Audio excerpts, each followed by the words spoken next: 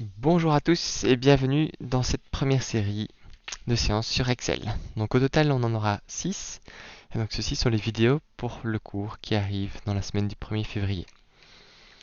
Alors comment ça va marcher? Il y a une série de vidéos que vous pouvez trouver sur Moodle, donc si vous êtes en train de regarder ceci c'est que vous êtes déjà au bon endroit. Et au total il y aura 8 vidéos. 1, 2, 3, 4, 5, 6, 7, 8. Comme vous voyez dans ce fichier, vous pourrez voir ce qu'on va voir dans ces vidéos. Non pas sous forme de matière en termes de ce sont les points qu'on va voir, mais plus quelles sont les étapes qu'on va suivre. Si vous êtes déjà à l'aise avec Excel, vous pouvez toujours regarder ces points et vous dire ok je sais faire ça, ça, ça, ok pas de problème, je me sens à l'aise avec tout ceci. Ce qui vous permettrait éventuellement de gagner du temps, sachant qu'on fait une vidéo pour tous les étudiants, tout le monde ne va pas au même rythme. Sinon, je vous encourage quand même à passer à travers ces vidéos et comme vous le voyez à être actif, c'est-à-dire à ouvrir Excel et à essayer de le faire vous-même. Je vous conseille 3 manières de travailler. Première méthode, si vous êtes déjà à l'aise, vous essayez de le faire et si vous n'y arrivez pas, vous regardez la vidéo. Deuxième méthode, si vous avez plus de mal, alors regardez la vidéo et faites des pauses régulières. Ah ok, c'est comme ça qu'il a créé un fichier. Ça marche, je crée mon fichier, je continue la vidéo. Ah là, il a fait des feuillets. Ok, je fais les feuillets et aller étape par étape. Ou si vous préférez comme manière de travailler, vous regardez toute la vidéo. En soi, elle ne devrait pas être très longue. Je vais essayer de jamais dépasser 10 minutes, peut-être 15 pour des sujets vraiment compliqués. Et dans ce cas-là, vous faites tout à la fin, quitte à revenir dans la vidéo. Je pense que ça va dépendre de votre manière de travailler, à vous de voir. Mais dans tous les cas, vous voyez que dans mes 3 propositions, il n'y a pas regarder la vidéo et ne rien faire. Toujours faites-le, faites cet exercice, c'est là que vous allez vraiment apprendre. Ok, c'est parti donc pour cette première vidéo. Alors d'abord, j'aimerais bien juste réexpliquer un peu pourquoi on vous apprend Excel, parce que déjà c'est un tableur. Un tableur, ça vous permet de faire des calculs, des statistiques, c'est une calculatrice, mais ça permet aussi de générer des premières bases de données. Et donc c'est très utile, que ce soit pour des bases de données personnelles, c'est-à-dire votre consommation électrique, vos finances, etc. Ou quand vous ferez votre TFE, tiens, je vais faire un sondage, j'aimerais bien analyser les résultats de ce sondage. Tiens, ça fait 20 fois que l'entreprise où j'ai été, la machine tombe en panne, je vais noter les informations quelque part. Pour ça, Excel est très adapté. Et donc, ce sera pour votre occupation personnelle, pour votre TFE et aussi dans votre vie professionnelle. C'est un logiciel qu'on retrouve un peu partout et employé vraiment dans tous les domaines, que vous soyez chercheur, ressources humaines, technicien. En pratique à l'ISAT, vous allez tout de suite l'employer en statistique et évidemment dans ce cours-ci. Alors ça s'appelle Excel avancé. Pourquoi? Parce qu'on va aller très vite. On va voir Excel de base, Excel medium et Excel avancé en une petite dizaine d'heures de cours. Donc accrochez-vous. Ok, commençons par les bases. On va créer un fichier Excel. Alors pour ça, il y a plusieurs manières de s'en sortir. Première méthode, vous appuyez sur la touche drapeau de votre clavier et vous cherchez Excel. Alors évidemment pour ça il faut Excel installé. A priori c'est déjà fait si vous avez regardé les vidéos précédentes. Alors là je pourrais lancer Excel. Moi j'aime bien toujours savoir où sont les fichiers sur mon ordinateur. Et donc plutôt ce que je vais faire ici, mais les deux marcheraient. Je vais me mettre dans un dossier. Si j'ai déjà été dans mon dossier, voilà, vous voyez que j'ai une petite structure. Je vais faire un clic droit et je vais créer un nouveau fichier. Alors là j'ai une série de fichiers proposés. Moi ce qui m'intéresse c'est feuille de calcul Microsoft Excel. Voilà, vous voyez qu'elle est apparue et je peux choisir un nom. Alors, on est en semaine 1 et c'est l'introduction à Excel. Alors, vous remarquerez que les fichiers Excel, ça se termine par XLS comme extension de fichier. Le petit X veut dire qu'on est dans une version plus récente d'Excel. Donc si vous travaillez avec un vieux Excel, il n'y aura sans doute pas de X. Je ne vais pas rentrer dans ces détails-là, comme je vous dis, on n'a pas énormément de temps. Si ça vous intéresse, on peut en discuter évidemment. Donc là, voilà, j'ai créé mon fichier à un endroit. Et donc c'est un bon réflexe si jamais vous étiez passé par le fait de faire drapeau et puis de chercher Excel. Je vous encourage comme première étape à créer un nouveau fichier et tout de suite à aller l'enregistrer. Et donc on arrive déjà à mon deuxième point, comment est-ce qu'on enregistre un fichier? Ça normalement vous êtes habitué, comme vous avez déjà eu un peu de bureautique. Pour toute la suite Office, on a ce qu'on appelle ici le ruban. Cette partie ici en haut, avec plusieurs onglets, s'appelle le ruban. Dans ce ruban, il y a l'onglet Fichier, qui vous permet d'enregistrer et d'enregistrer sous. Ici, je n'ai pas encore enregistré, donc je pourrais aller parcourir mon ordinateur pour choisir où je vais aller enregistrer ce fichier. Moi, typiquement, j'étais en train de travailler. Oups. Ici. On voit déjà le fichier que j'avais créé. Et donc, je choisis un nom. Par exemple, S1 introduction à Excel.xls. Et j'enregistre. C'est deux manières de faire la même chose.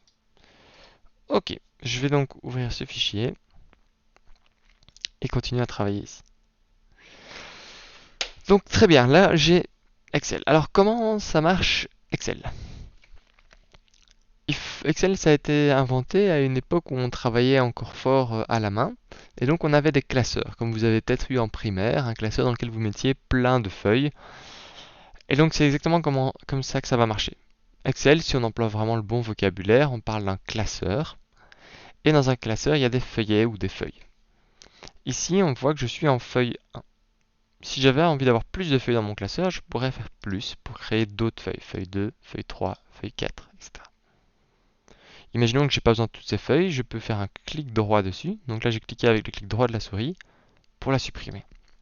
Ça, c'est un bon réflexe à prendre, plus ou moins dans n'importe quel programme. Quand vous voulez faire quelque chose, commencez par un clic droit, c'est toujours une bonne idée. Je vais supprimer quelques feuilles, revenir à ma première feuille, et tant qu'à faire, je vais la renommer. Je vais la nommer, je vais appeler par exemple introduction. Voilà, pour. Donc j'ai juste fait clic droit, renommer, et puis j'ai tapé ce qui m'intéressait, suivi de Enter. Donc là, l'air de rien, on a déjà fait le début, qui est créer un fichier Excel, créer plusieurs feuillets et les renommer. Je vous ai même déjà montré comment en supprimer, parce qu'en fait, je vais travailler vraiment que dans un feuillet pour l'instant. Donc, j'ai un classeur qui contient plusieurs feuillets. Ici 1, maintenant 2, et de nouveau 1. Et chaque feuillet contient des cases. Pour être exact, on va parler plutôt de cellules. Alors, pourquoi en soi, cases, cellules, c'est pareil? Oui et non. C'est pareil quand on parle entre nous, comme ça, pour vous introduire le sujet. Par contre, à un moment, vous allez être bloqué dans Excel. Dans votre vie professionnelle, par exemple, on va vous demander de faire quelque chose que vous n'avez jamais fait. Et le but de ce cours-ci, c'est aussi de vous donner les bases pour vous permettre de vous lancer. Et pour ça, Internet, c'est vraiment très utile de nos jours.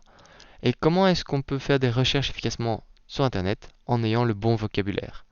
Si vous demandez comment changer pour mettre les caractères plus grands dans une case d'Excel, vous allez sans doute pas avoir beaucoup de résultats, où il va falloir chercher un petit peu. Par contre, si vous cherchez comment changer la police d'écriture dans une cellule d'Excel, là, tout d'un coup, vous allez tout de suite trouver ce que vous voulez. Donc ça va vous aider à poser les bonnes questions et aussi à comprendre les réponses. Comme je vous l'ai dit, cette partie-là au-dessus s'appelle le ruban, avec des onglets dedans.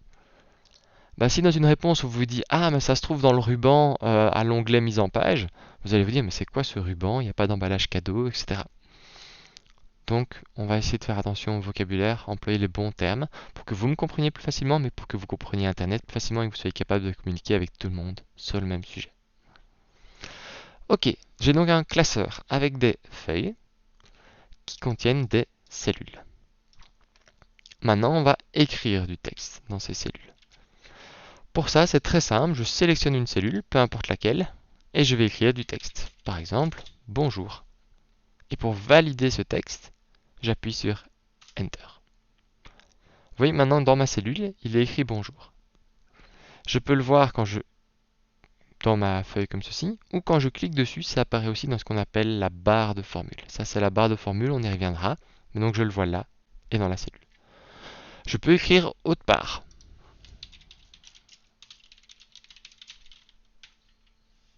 Voilà. On va changer. Vous voyez que je peux aussi modifier une cellule, juste en double-cliquant dessus. Si je clique une seule fois, ou alors je peux aller changer directement ici. Plusieurs possibilités. Soit je change dans la barre de formule, soit je change à l'intérieur. Maintenant, imaginons, voilà, là j'ai posé une question, vous passez ce fichier à un ami, il a envie de vous répondre.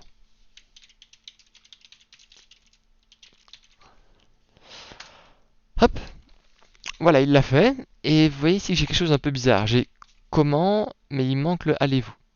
Est-ce que ce que j'écris dans ma cellule s'est fait effacer ou pas? Si je clique dessus, on voit que non. Ce qui est à l'intérieur de la cellule, ici, dans la barre de formule, est toujours bien là. En fait, c'est simplement qu'ici, mon texte il dépasse la taille.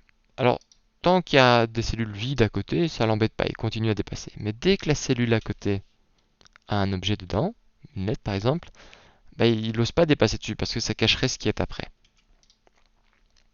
Du coup, qu'est-ce qu'on va faire? On va augmenter la taille de nos cellules. Pour ça, vous voyez ici, j'ai des colonnes, A, B, C, D, E, F, et des lignes, 1, 2, 3, 4, 5, 6, 7. Je peux donc changer la taille de ces cellules en mettant deux colonnes. Vous voyez, mon curseur pour l'instant, c'est une croix blanche. Si je vais ici, ça devient une flèche noire pour sélectionner toute la cellule, c'est pas ce qui toute la colonne, c'est pas tout ce qui m'intéresse. Mais si je vais entre deux colonnes, vous voyez que je commence à avoir une sorte de croix noire.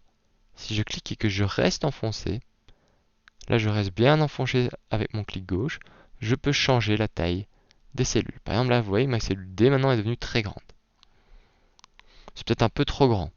Et donc ce qu'on fait le plus souvent, plutôt que de faire quelque chose de trop grand, trop petit, je peux me mettre là.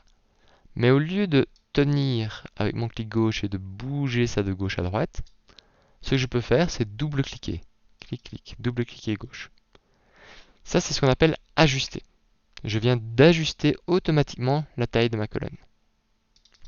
Si ici je décide de faire quelque chose de plus long, vous voyez que maintenant il faudrait que je réajuste. Alors je pourrais reprendre, retirer, mais le plus simple, c'est de double-cliquer. Double-cliquer, c'est la version simple d'ajuster les tailles. Si ça marche pour les colonnes, ça marche évidemment pour les lignes. Voilà, voilà. Et donc ceci, c'est le point 5. Modifier la taille d'une ligne et modifier la taille d'une colonne. Qu'est-ce qu'il me reste à faire? Ici, j'ai plein de place. Tant qu'à faire, je vais la remplir. Et donc, je vais augmenter la police d'écriture. Pour ça, je sélectionne ma case. Dans mon ruban, je vais dans l'onglet Accueil. Si j'étais autre part, il faut que je revienne dans Accueil. Et là, j'ai quelque chose qui ressemble très très fort à Word, sur lequel je ne vais donc pas passer beaucoup de temps, mais vous pouvez modifier comme vous voulez. Par exemple, j'aimerais bien quelque chose de plus grand. Voilà, c'est fait. En gras, c'est fait. Avec un fond, disons, vert, c'est fait. La police en rouge, c'est fait. Ici, il n'y a pas 36 solutions. Je vous encourage à tester ça. Si vous n'êtes pas à l'aise, la meilleure manière d'apprendre l'informatique, c'est d'oser. Vous pouvez rien casser sur votre ordinateur, donc allez-y. Changez tout ce que vous voulez. C'est quoi ça? Ah, je teste. Je vois pas de différence. Si je clique autre part, ah si, ça a fait un cadre. Voilà. Ça, c'est donc tout ce qui est bordure, etc. Vous me dites, mais ici, c'est pas très joli. Je suis tout en bas, j'aimerais bien que je sois au centre de la cellule.